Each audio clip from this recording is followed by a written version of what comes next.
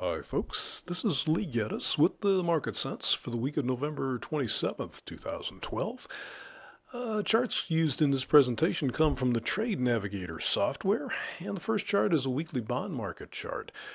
Bonds have just been inside of last week so far, and they've seemed to run into resistance right here in the 150-104 area, which is that middle moving average we're looking at there.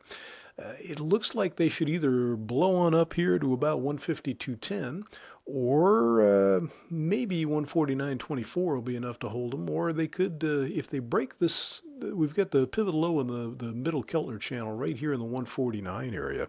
If they break below that, that could be pretty significant. We could see them below 146 and looking rather ugly. At this point, however, they seem to be sort of making higher swing highs and lows, at least on their way back to test these highs.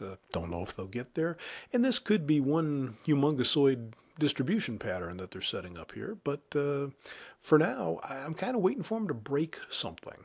So we're kind of looking at 152.10 and 49.24 and waiting for them to go one side or the other, which they may not do.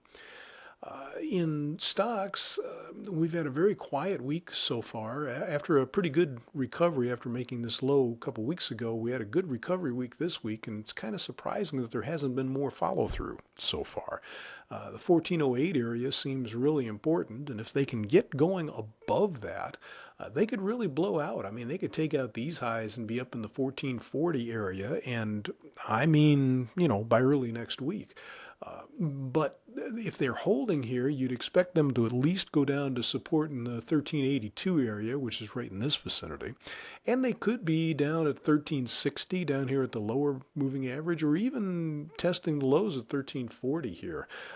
It wouldn't surprise me to see a fairly substantial move into very early December, and then whatever that move is get reversed. But I mean, that's just guessing. At this point, we're looking for them either to break above 1408, or if they continue to hold that, at least head down to 1382, and we'll see how they react from there.